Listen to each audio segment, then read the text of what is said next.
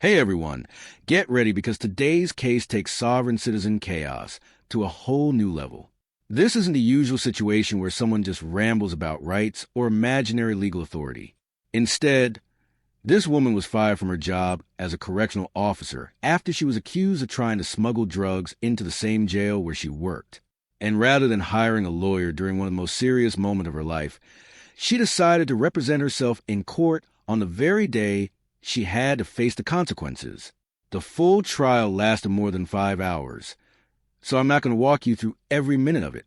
Instead, I've picked out the most chaotic moment from the middle of the trial and the intense final confrontation that you really need to see. Record, just in case it wasn't clear during the bench conference, there was an objection made.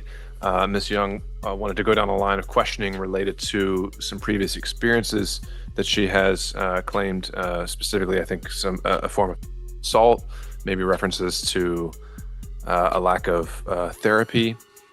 And my ruling was that I had not seen any reason or relevance of that. Those sound like arguments of mitigation of why perhaps you're not as culpable as as the state might allege, that you should receive a lesser sentence if you're guilty of these offenses. But the issues here for the jury to determine are the issues of fact, of whether you did in fact commit any of these offenses.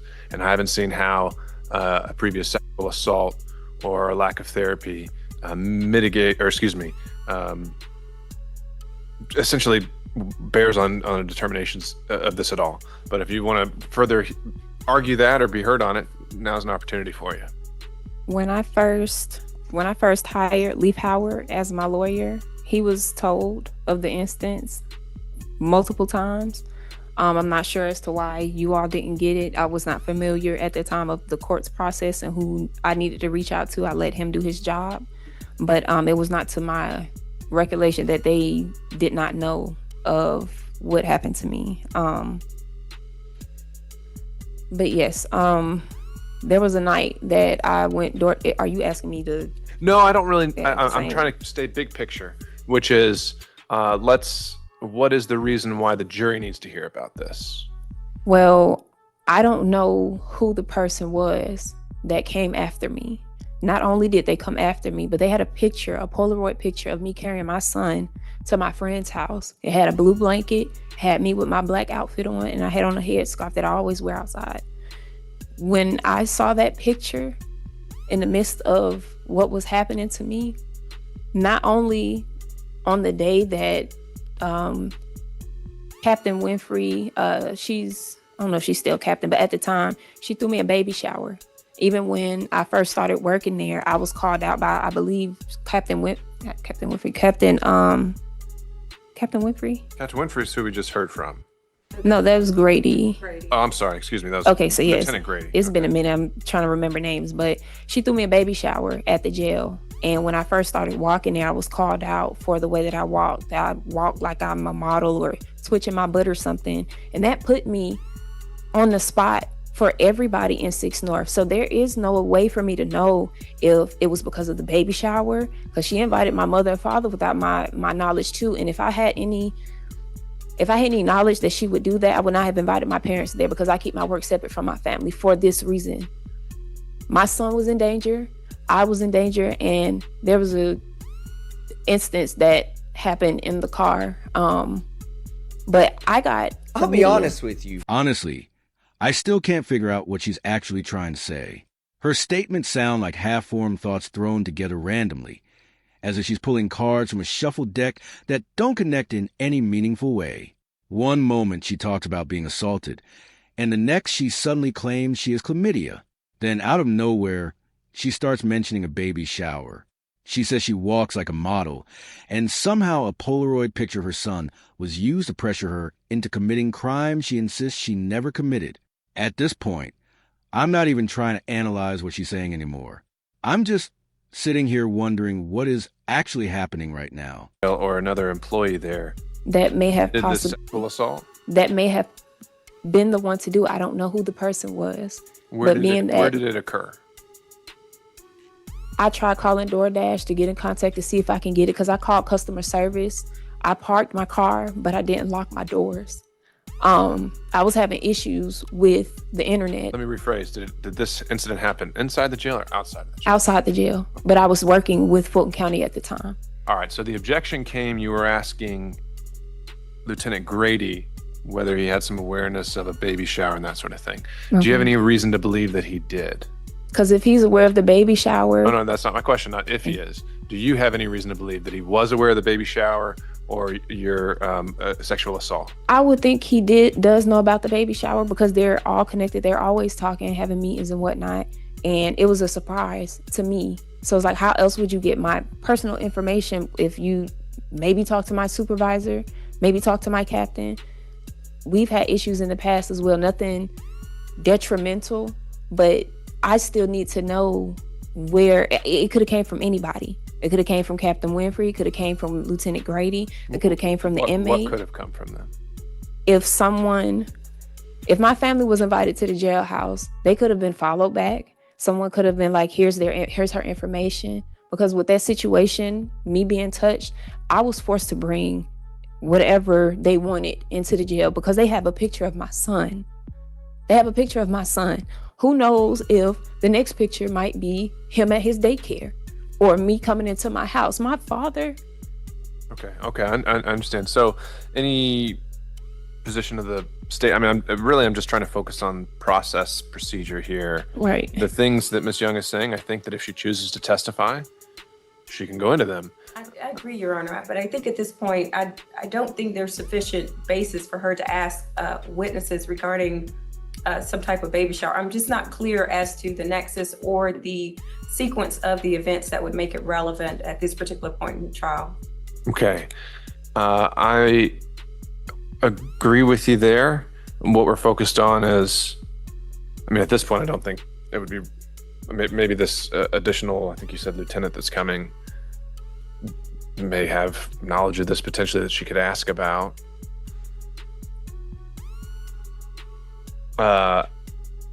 That is the person who threw the baby shower initially. The person who's coming next? Yes. Okay, well, glad we're talking about it now then. All right, well, I think then you can ask this next witness some of these issues. You're going to have to be careful with your phrasing. I think the state's objection to facts, not in evidence, is one that could very well come again. All right, let's see where this goes.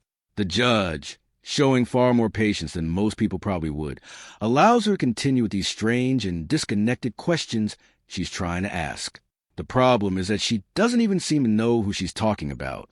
She keeps throwing out accusations and references, as if there are many different people involved, like a whole cast of characters living in her mind, yet none of them are actually present anywhere in the courtroom. Record, I do have the wrong person. This is not the person that was, wrong name. All right, just for the record, Mr. Miller, can you summarize what exhibits are on the stack that are going to the jury? What will be going back to the jury will be State's Exhibit 1, which is the oath. State's Exhibits 3 through 9, which are photographs outside of the jail, as well as the posting. State's Exhibit 12, which is the evidence log. State's Exhibits 22, which is the caduceus report. And State's Exhibits 23, 24, and 25, which are the GBI lab test results. Everything else is going to be held back? Yes, sir. All right. I'm going to place the redacted indictment, Court's Exhibit 1, and the verdict form, Court's Exhibit 3 on top of that. And then when we have the consolidated charge, as Court's Exhibit 4, we'll include that in the stack. And that will be ready to go back to them when we complete the charge. And Your Honor, may I place a copy of the oath? If you've already got it, just make sure you show Ms. Young that before you do so. I mean, it's a bit redundant since it's also Exhibit 1, but all right. So based on what was just said on the record, is there any objection on behalf of the defense as to what would be going back in the jury room during deliberations? I would say the oath of office. I object to it because that signature, I have to look over my own document again. My signature, if I'm not mistaken, I signed something else. I'm sorry, let me rephrase that. That typed signature, I'm going to have to look at my document and make sure it matches, because I'm not sure. I'm not too quite sure if that matches what I actually signed when I started working with Fulton County. And here it comes, the classic, "that's not my signature" defense. Sovereign citizens love using this argument, as if it's some kind of magical legal escape. The problem is that she had already admitted to signing her oath of office earlier. Saying that in the same breath makes it nearly impossible to deny the signature afterward. Something tells me that argument isn't going to work out the way she thinks it will. Is to the authenticity of this document and whether it should be considered by the jury. That ship sailed when it was admitted and there was no objection. So those being the only grounds, then your objection is overruled and Exhibit 1 would be going back. Any other objections? No objections. All right. So we're holding in place until we have the consolidated version. That's going to take maybe a few more minutes. Are the parties requesting some additional time to prepare for closings? We got the state's ready. I just need a brief bathroom break. Of course. Do you need a PowerPoint or anything else like that? I do, Your Honor. So what I would do is I would just take my laptop, if I can, with me to the podium, and I'll just conduct it that way. You're doing the closing? Yes, Your Honor. Okay. And you're opening and closing? Yes, I'm going to do the close. So defense can go first, and I'll do everything at one time. All right. So the state's planning to reserve their first closing. And so what that means, Ms. Young, is you'd be up first when we come in and begin closing arguments. Okay. And so we'll just take 15, prepare what you need to, practice your PowerPoint, and just let the jury know about 15 minutes we'll be ready to go. We'll be in recess. Thank you, Your Honor. 1:50. All right, we are now back on the record. The time is just before 2:05. It's about 15 minutes past when I instructed the parties to be back at 1:50 to begin closing arguments. The state is present. The defendant is not. I've asked our deputies to search the floor. They have not found the defendant. They've also sent someone into the bathrooms. She is not in any of those.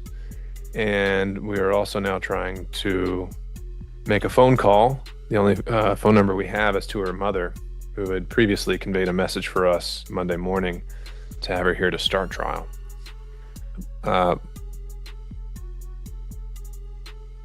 And at this point, we're also going to review security footage to see if she walked out of the front door of the courthouse.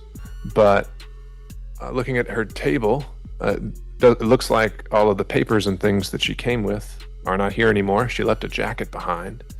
But otherwise, all of her belongings are no longer here, from what I can tell. And we're now well after the time I told her to come back. She has not been spotted anywhere on this floor. And so I believe that she has now waived her appearance going forward through this trial, and we can proceed even in her absence under our case law. I would instruct the deputies at any point, if she shows up, she should be let in, and she can resume being here. But until she does reappear, we're just going to proceed. So, Mr. Miller, are you still ready for closing arguments? Now the jury is brought back into the courtroom, but the defendant is nowhere to be found. Because of that, the prosecution presents its entire closing argument without any challenge. There's no defense response, no rebuttal, and no interruption, just the state explaining its case from beginning to end. Eventually, the defendant returns to the courtroom, but by that time the jury has already been dismissed to begin deliberations. At that point, the damage has already been done, and there's no way to undo it. I don't know what that is. It's jury charges. Yeah, that's hers. Yeah. Your Honor, Ms. Boykin just went to the office, but she's on her way back now. Okay. Well, I think we can go ahead and just put some things on the record that we need. I need paperwork out my bag, if that's possible. Okay, one second. Okay.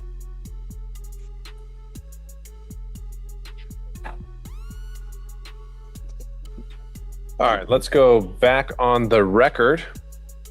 And first, I would like to perfect some information we received while we've been here on break during deliberations, which is that I requested Thank you.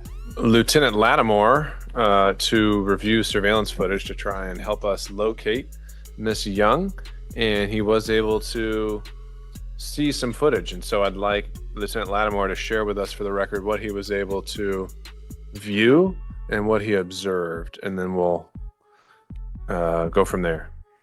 So you could just describe that for me, Lieutenant Lattimore? Yes, Your Honor. I was able to review footage of Ms. Young exiting the 136 checkpoint at approximately 1:51.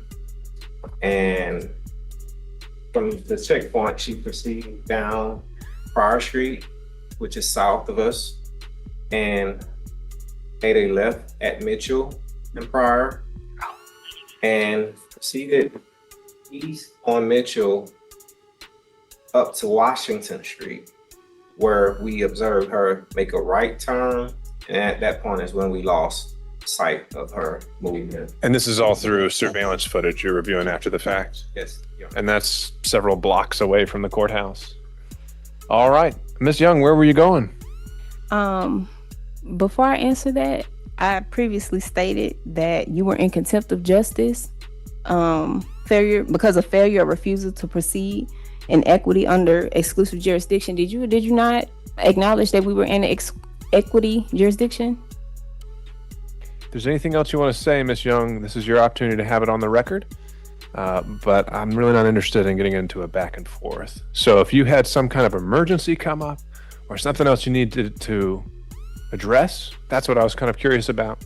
But otherwise, we're going to move on. I did. I needed something to eat. I haven't really eaten since last night. I'm pregnant and I felt like I was about to pass out a little bit. I did kind of forget what time we had to come back. But I got a call from my mother stating that I was supposed to be back in an hour. So that was what took me so long, because I went to grab something to eat and I was going to come back. But after I got that call, I was like, okay, well, he did extend the time. But there was miscommunication there. So I apologize for that, Your Honor. All right. So I just want to break that down, which is it's now about 4:30, and I think they found you trying to re-enter the courthouse about 20 minutes ago or so closer to 4 o'clock. And so you believe that you got a call from your mother saying you didn't have to be back for an hour, and I think we called around 2 o'clock because we were trying to start closing arguments, as I'd indicated. If I can look at my phone records, she called me and told me that I didn't have to be back until an hour because the court, whoever called her. And I've updated my phone number, email address in the Odyssey system, so I'm not seeing. First of all, it is not the court's responsibility to make sure a defendant shows up on time. The judge was very clear when she told her to return at 1:50. Instead, the defendant didn't come back into courtroom until almost 4 p.m. By that time, the judge had every reason to believe she could not be trusted to stay and complete the trial without disappearing again. Because of that, the court took the step it was legally allowed to take and issued a bench warrant immediately. As a result, she was taken into custody right there in the courtroom, so the rest of the proceedings could continue without any more interruptions. I think we've put your explanation on the record. You can, and so that's all well and good. However, I've lost confidence that we can expect you to appear on time for court proceedings, so I've revoked your bond. I've issued a bench warrant, and so you will be in custody pending the outcome of this trial. More to the present business at hand. No, it's not your turn, Ms. Young. Oh, okay. I do have Court's Exhibit 5, which I've marked and will tender for the record, which is a question from the jury. It states, and is available for inspection for the parties once I'm done reading it into the record: is there any statutory minimum for possession of a Schedule 1, Schedule 2, or Schedule 4, respectively, where intent to distribute is presumed if you are in possession in excess of such amount? And it's signed by the foreperson. And so if either party would like to, if the state would like to see it, you can come up and grab it. And if Ms. Young would like to see it, deputies can take it to her. This is a question from all jurors or specifically? It's from the jury. Okay. And though you're failing or refusing to proceed in equity under exclusive jurisdiction, you acknowledge that on the record as well? All right. My proposed response to this would be you can't no. deny that injustice. And that I would just write on the note, no. and that we would refer them to their previous instructions. Technically, there is a presumed amount, but that's for trafficking, and that's not been charged in this indictment.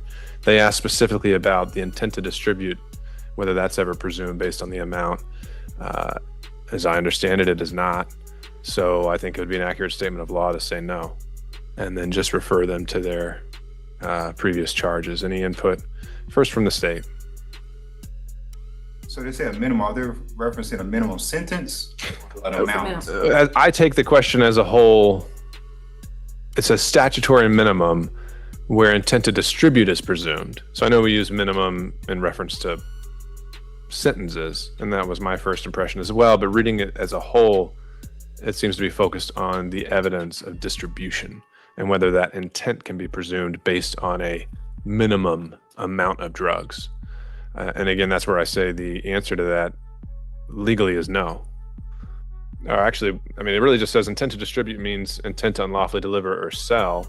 So maybe the actual relevant charge would be intent generally, which can be shown in many ways, whether it existed from the proven facts before you. It may be inferred by the proven circumstances or by acts and conduct. So actually, maybe what I would do is say no, and then just reread the intent charge, and then say that they should place no undue emphasis on this charge and only consider it in the context of the charge as a whole. All right. Any input from Ms. Young? Yes. So you are not acknowledging the fact. This is the moment when her sovereign citizen mindset fully shows up. Although it looks less like confidence and more like a flickering light about to go out, she suddenly begins a long and confusing rant about jurisdiction. She seems convinced that she has discovered some hidden legal loophole that will somehow protect her. In reality, the court system works under three basic types of jurisdiction. Criminal jurisdiction deals with crimes and can lead to fines, probation, or jail time. Civil jurisdiction involves disputes over money. Equity jurisdiction is when the court orders someone to do something or stop doing something. So yes, a lesson about the legal system definitely appeared during this moment. But unfortunately, it was not learned by the person who needed it most.